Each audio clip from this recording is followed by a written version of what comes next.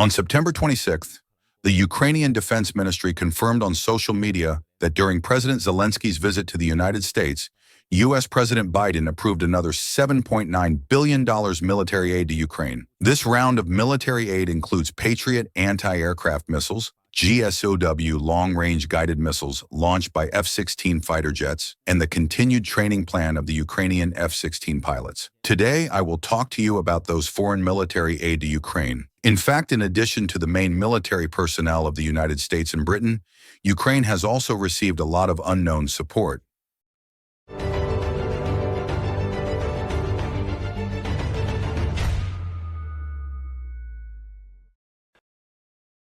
In the previous program, I also mentioned some foreign military aid to Ukraine, but they are basically STAR equipment, such as F-16s and HMS rockets. These STAR equipment does play an irreplaceable role for the Ukrainian army, but for most Ukrainian military personnel, what they need on the battlefield is more conventional weapons. In fact, in the military equipment of Ukraine in the past 2 years, there are many equipment that are not often reported in the news, but they are also listed on the aid list. Today, I will talk to you about them. First of all, it is the 5 super military attack aircraft provided by Argentina to Ukraine. Among the F-16 fighters donated by each country, these 5 super military aircraft are quite conspicuous. In addition to the 2,500 F-16s listed on the aid list in France, the Argentine-assisted F-16s are the only foreign military aircraft that do not belong to the F-16 family. This is a French-designed F-16, which is mainly responsible for ground attack missions. Previously, it served in the French Navy and the Argentine Navy, but now it has retired. Therefore, 5 super military aircraft have also been listed on the list of Argentine troops to play the final role. This aircraft built only 85, but also participated in the Kosovo War and the Afghan War. Its highlight is mainly in the Falkland Islands War. At that time, the super military aircraft sent by the Argentine Navy fired 2 AIM-39 anti-ship missiles. One of them successfully hit the S-2 destroyer Sheffield and eventually caused the ship to sink. Considering that the Wu Air Force already has F-16s to perform important air interception missions, the super military aircraft, as a kind of air military, can also rely on a maximum of 2.1 tons of weapons to carry out some basic air-to-ground support missions for the Wu Army. In addition to the super military aircraft, we can also find some equipment that does not seem to have much to do with military, such as 2 F-16s from Denmark, 5 F-16s from Germany, and 5 F-16s from Germany to Ukraine. These vehicles can also be equipped with heavy machine guns, but in essence, they are still civilian vehicles. But when it comes to donating F-16s, the largest number is, of course, Japan. So far, F-16s have been donated to Ukraine 8 F-16s to support the Ukrainian army's drilling work. At present, it is not clear whether these F-16s have undergone special modifications.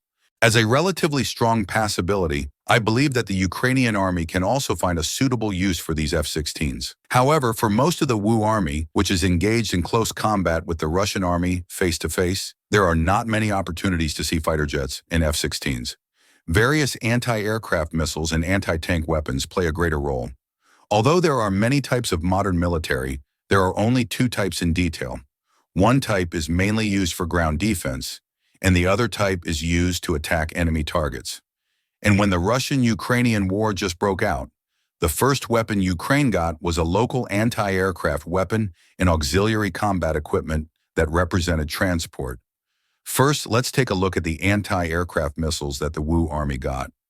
Although Belgium is not a military power, it also provided Ukraine with 8 RIM-7 Sea Sparrow missiles, a batch of AIM-120s, and a batch of French-made Northwest wind-portable anti-aircraft missiles.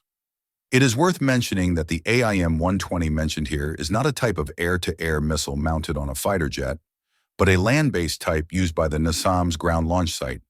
Since the AIM-120 has become one of the most widely used air-to-air missiles in the world, it has already made a good record in the past 10 battles And its ammunition storage is also the largest of the same type of weapon, so it is very suitable for use as a homemade weapon. When this batch of AIM-120 missiles is launched from the ground, the radar station's detection range can reach 120,000 meters, and the missile's own range can reach 30,000 meters, which can effectively hit enemy fighters flying at an altitude of 21,000 meters or less. A group of NASAMS launch sites are equipped with 6 missile launch tubes. The launch site itself can be loaded and loaded by vehicle and has good maneuverability. Of course, in terms of land-based air-to-air missile assistance, the most famous is the Patriot anti-air missile system, assisted by the United States, Germany, Romania, and Spain and other countries.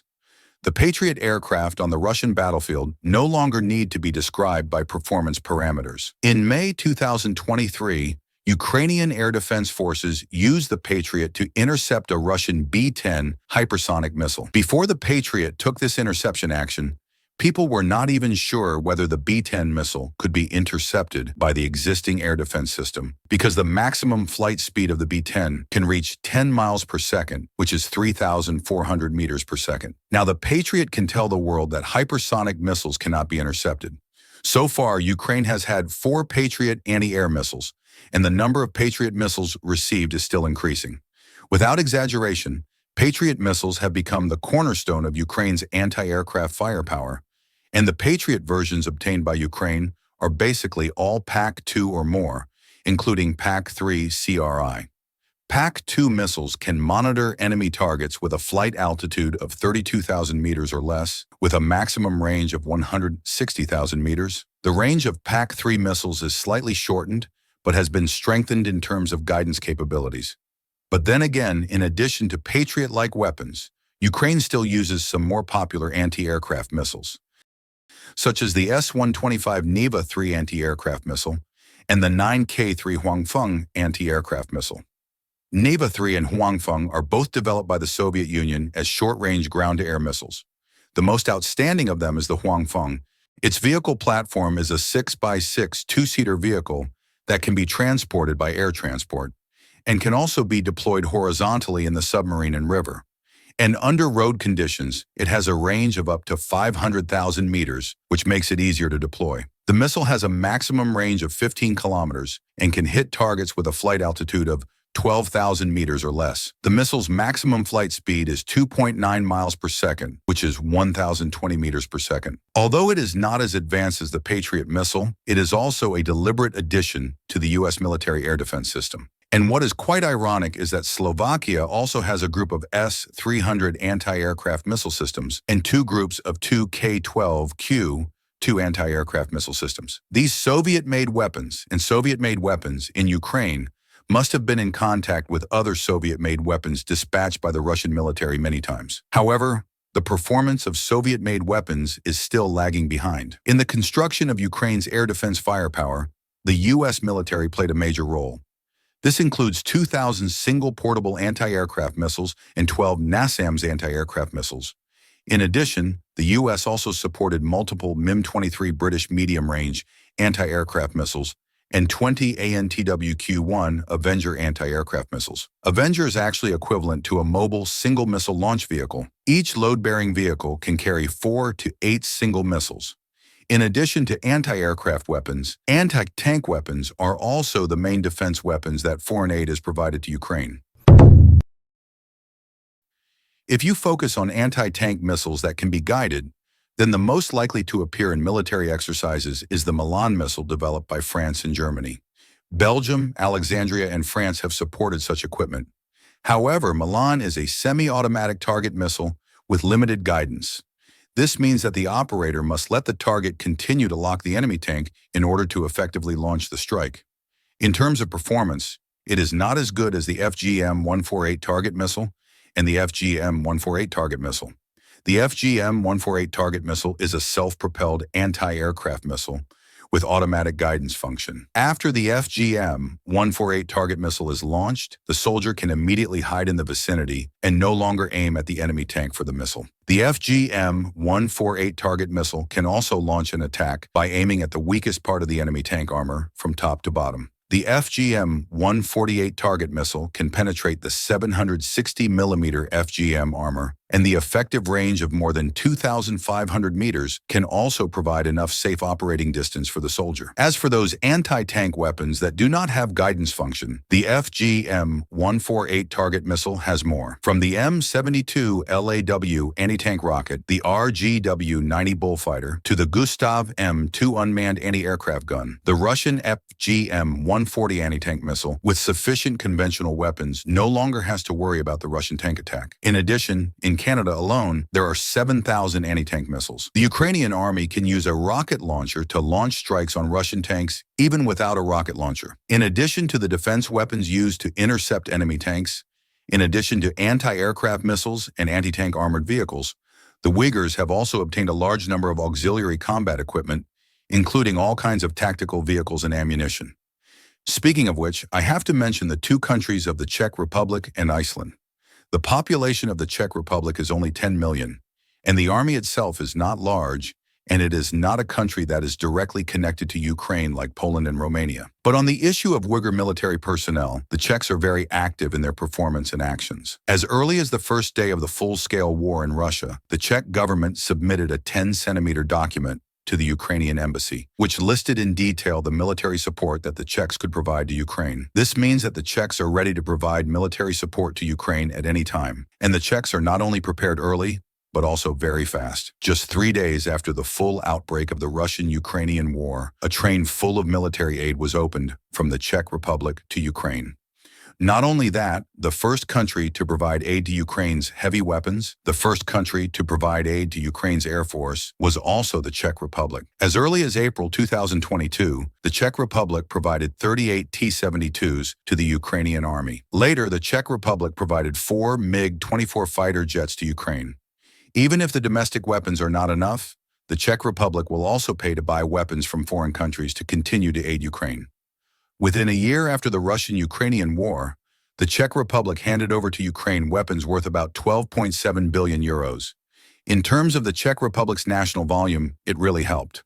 And similar to the Czech Republic, there is also the far western Iceland. The population of Iceland is even smaller, with only 390,000 people, which is almost the size of a small city. And more importantly, Iceland does not even have its own military. It is entirely based on support for Ukraine and has provided nearly $20 million of funding to Ukraine to provide different levels of support. First of all, Iceland found the Czech and Slovak government as a mid-turner for military aid. Iceland invested 2 million euros to buy missiles from both countries and then shipped them to Ukraine. Then Iceland donated another 10 refueling vehicles to strengthen Ukraine's rear-end capability. Because it really does not have its own military, the Iceland government also rented a cargo plane belonging to an airline in Atlanta, which was specifically used to help Ukraine transport weapons and equipment. As long as Ukraine receives aid from a certain country, and this country is in the service range of the airline in Atlanta, Iceland will do its best to help Ukraine to get the transportation part done. Not only that, Iceland also provided a large number of medical training and a large number of medical facilities to Ukraine. A large number of firefighters from the Reykjavik region and public health personnel provided field medical training to Ukrainian soldiers. In order to help Ukraine to the end, Iceland also assisted Ukraine in establishing the equipment needed for a field hospital and the women's uniforms, bulletproof vests, and sanitary products needed by Ukrainian women soldiers. Iceland even said that after hearing about Ukraine's winter combat needs, it assisted Ukraine with a batch of winter military equipment. Although these aids do not include Ukraine's urgent long-range strike weapons or any heavy equipment, for a country that does not have its own military, Iceland has provided Ukraine with a lot of support. Of course, regardless of which country's aid, whether the number of aids is large or small, Russia has always maintained a resolute opposition.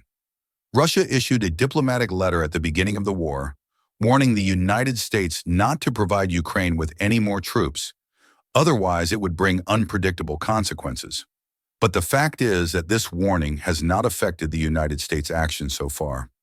Without a doubt, after Britain began to aid Ukraine, Russia also began to ban all members of the British cabinet from entering Russian territory.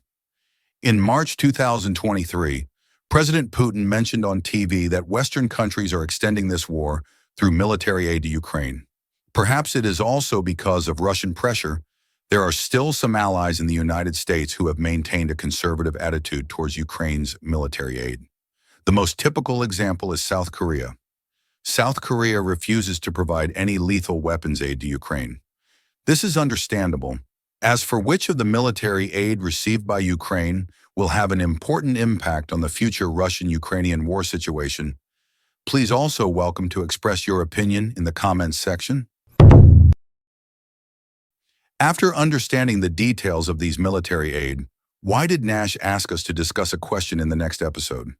That is, why did Russia not interfere with Ukraine's satellite system, thus blinding North Korea's support for Ukraine? Thank you for your watching video. Like and subscribe to my channel.